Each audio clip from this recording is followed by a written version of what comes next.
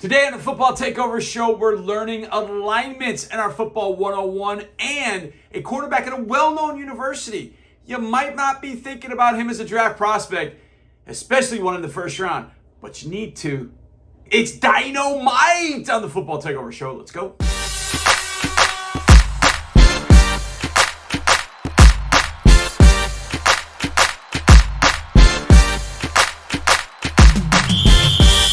Yes, sir. Welcome into our third week, 7th episode of the Football Takeover Show. I'm John Harris, footballtakeover.com. Big goings on. Keep in mind, on August 1st, that's tomorrow. Hopefully you're watching this on Monday. Tomorrow, big stuff going on, unveiling my subscription site. Basically, everything I've given you free, making you pay a little bit or asking you to pay a little bit.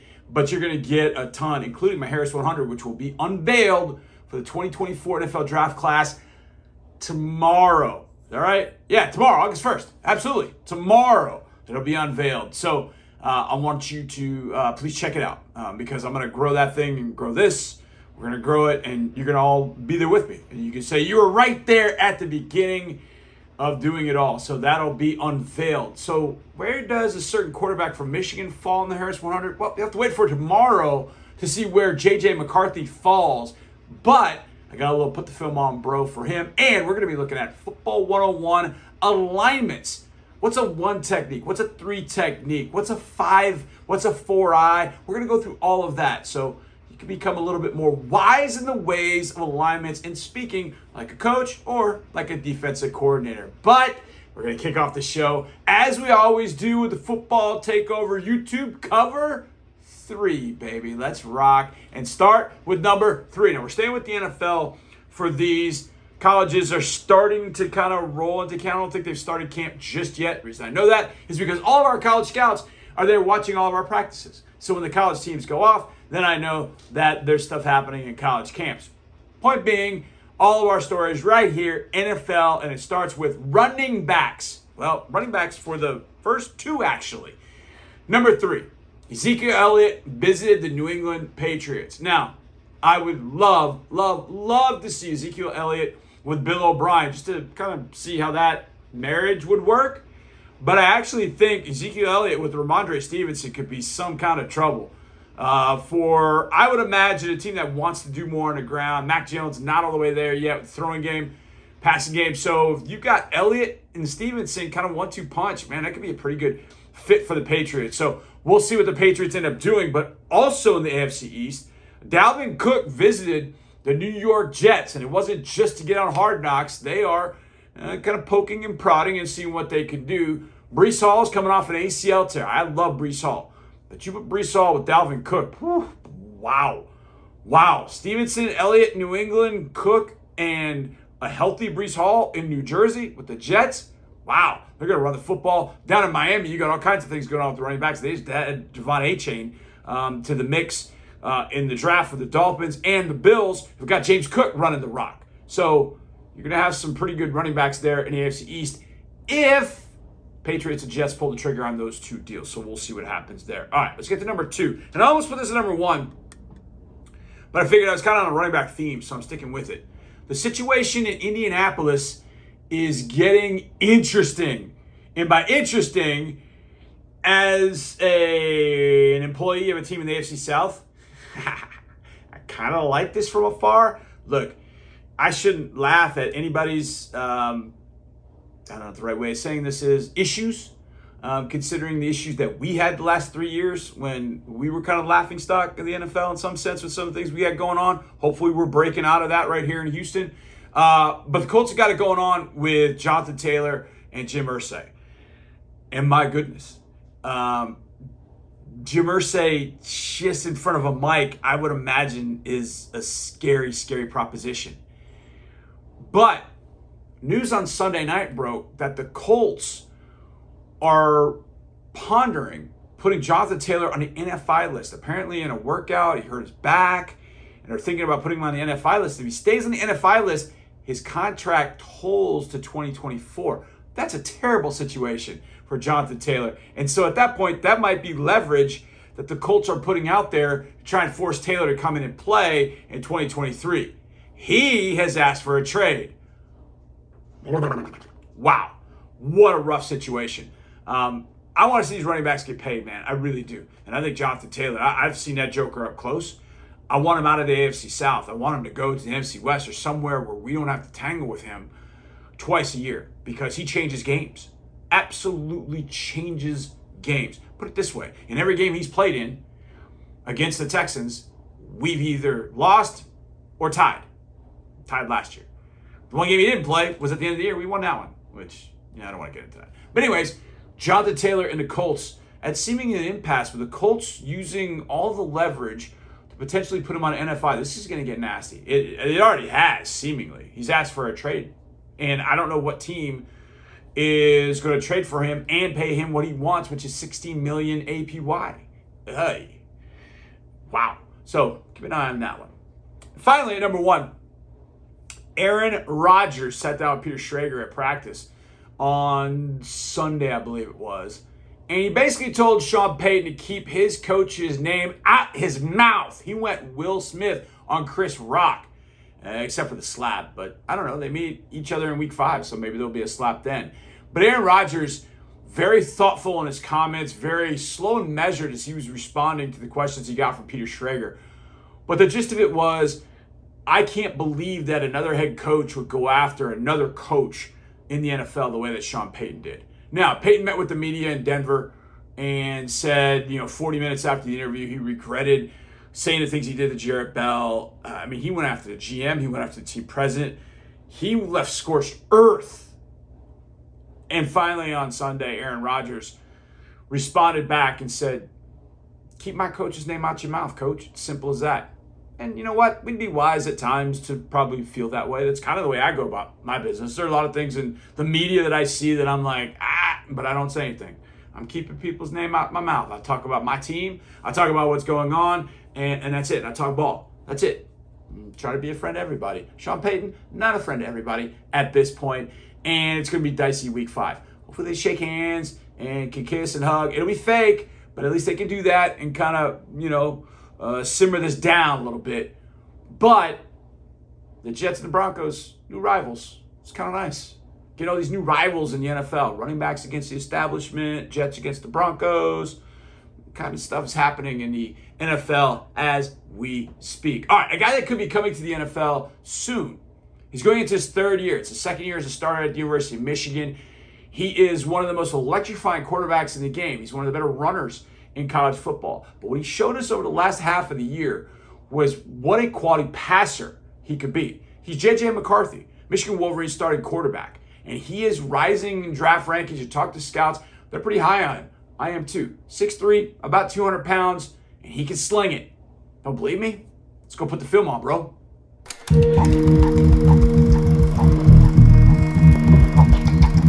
All right, it's time to put the film on, bro, for one of, I think, the more unheralded quarterbacks, a guy that maybe we're not thinking about as an NFL draft prospect, but we definitely need to start thinking that way. J.J. McCarthy, quarterback at Michigan. And I think for a lot of people, when we look at just anything in life, well, you're a baseball guy, you can't be good at football. Well, you're a basketball guy, you can't be good at baseball. You're a running quarterback, you can't be good throwing the football. I think, and there are very few guys that we think about doing both. And I think J.J. McCarthy, especially in this game against TCU, showed that and then some. That, yeah, he could get out of the pocket and run when he needed to. But he also was engaging in dime time. It's my favorite Domino saying, was dime time. Just throwing dimes to spots all over the field. Now, he made his mistakes, but it's his 2nd year. He's going into his 3rd year at Michigan. And I think, to me, he's right at a borderline for me, the back in the 1st round, beginning. He might move up this year. You give him a 3rd year, kind of based on what we saw last year. I think there's a good opportunity for him to show what he can do. This is a great example of what he can do. You've got trip set here with tight end attached, and they're going to give action to make it look like counter. So you're going to see guard and 18 pull. I love this concept. Now, 18 is then going to do kind of a unique, almost like a leak route, except he's going to do it after he has faked the block. Now, TC does a good job of really getting back with that. You're going to see the safety in the corner kind of almost bracket him and take that away. But McCarthy's eyes really never go over there because he sees man coverage up at the top of the screen. So he's got man here, and he's got his guy right here, Ronnie Bell, and man coverage on Bud Clark, and he likes that right away. So his eyes really don't even go to that pseudo-leak route from Cortland Loveland down the sidelines. He wants Ronnie Bell the whole way, and he knows he's got space, and he's got time. What I like about him is he's got a really good, compact throwing motion.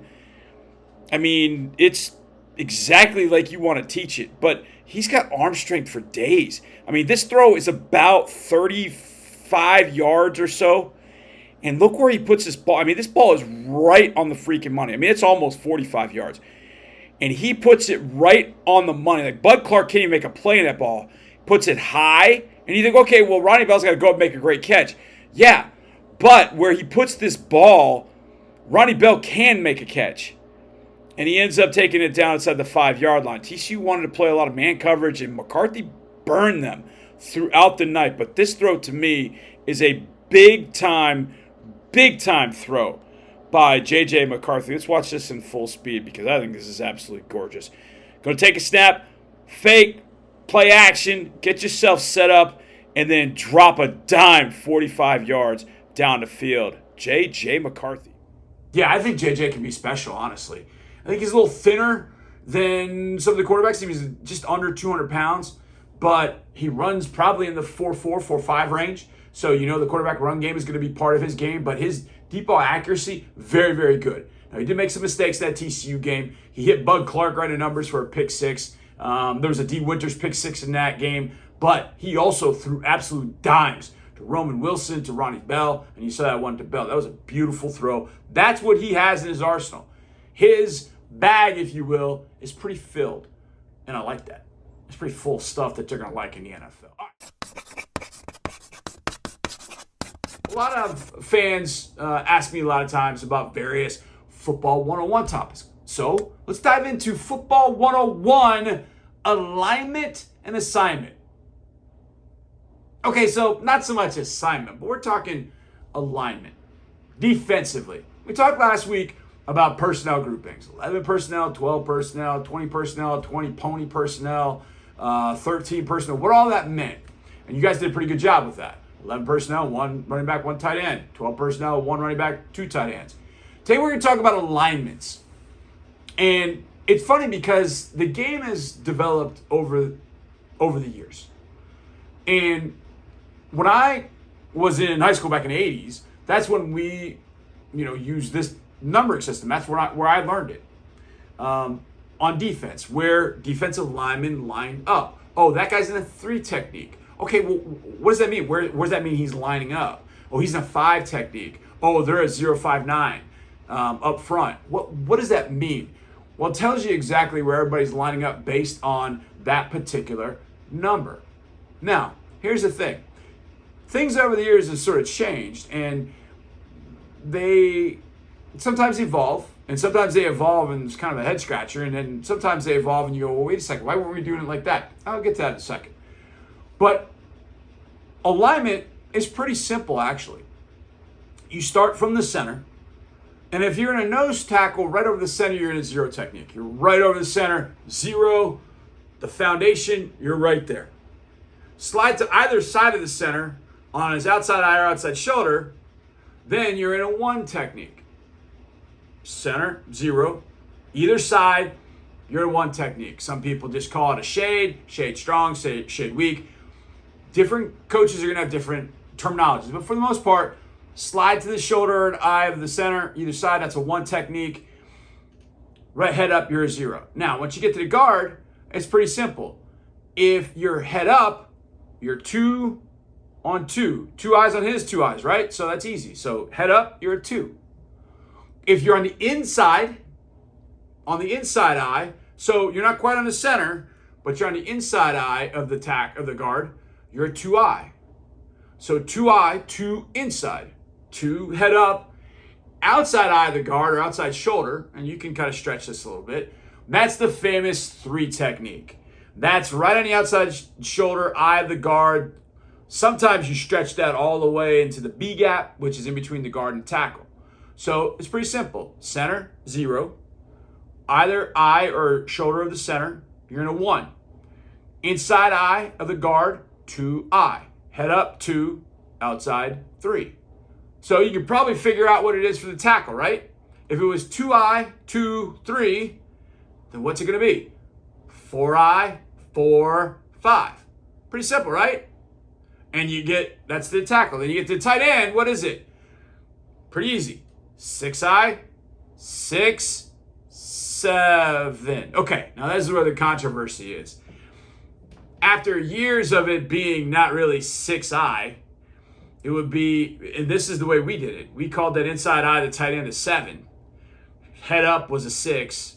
And then the outside eye of the tight end was a 9. And so you see a lot of old schoolers that refer to it that way. Oh, he's in a 7 technique. He's telling you he's in the inside eye. New schoolers are kind of going with the 6 eye, the 6, and the 7 just to kind of keep things. But that outside eye, once you get wide at tight end, you hear that wide 9 technique. That's what they're talking about. Wide 5. If it's to an open side, no tight end, you're kind of wider. Instead of being on the outside eye of the tackle, you're a bit wider.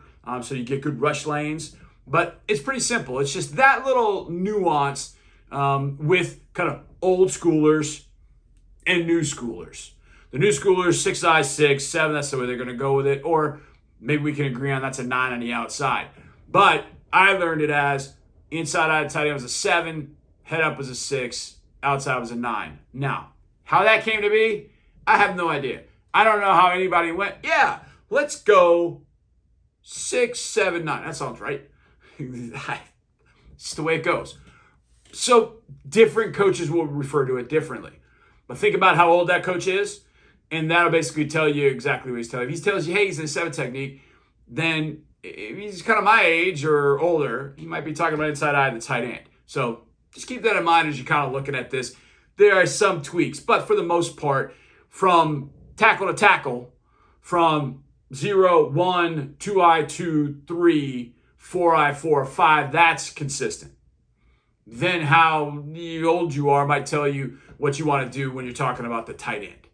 But that's how you hear defensive coaches talk about alignment. Hey, you need to be in a 3 technique on this play. Or if we're in an over front, we're going to have a 3 technique and a 1. What does that mean? We're going to have a guy on the outside eye of the guard to the strong side, and we're going to have a shade on the center on the weak side. We're going to go 0, 5, 9. What does that mean? We're going to have a head up. We're going to have a guy on the outside eye of the tackle, and then that 9 means we're going to get outside that tight end. Okay?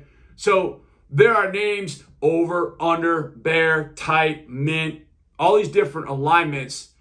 And within those alignment, or in those schemes and those alignments up front, they'll tell you where each guy needs to be. So an offense wants to go, hey, they had a 3 and a 5 on this side. What does that mean? Well, they had a 3 technique and then a 5 technique. Outside eye of the guard, outside eye of the tackle. A lot of times you see that on the weak side of certain and particular alignments. So that's what that means. When you hear 3 technique, which you hear it a lot, you're going to know, oh yeah, okay, 3 technique, outside eye of the guard. So you can envision where that guy lines up. And that is where the chaos is created, that guy at the 3 technique. The 1, or the shade, the 1, or the 0, that's the guy that clogs gaps. That guy holds up blockers, maybe doesn't do as much getting up the field, all that kind of stuff. But those are the alignments, and now you are wiser for it through our Football 101. All right, that's the show for today. Appreciate you guys watching. Make sure you check out footballtakeover.com tomorrow for sure. Get signed up, subscribe. It's going to be really easy. I hope you get signed up. But I'm going to give you stuff I've always given you and then some, and hopefully you'll enjoy it. And you can tell your friends. Ducks eat for free at Subway. Tell your friends. It's a Mitch Hedberg joke. It's one of my favorites. And so you can come read all the great stuff. You can see it. You can listen to it and pay a little subscription, and you can be part of the team. And I want you part of the team. I want you part of my team, man. That'd be awesome. So get on right now. But I appreciate you guys watching. We'll see you next time. And as always,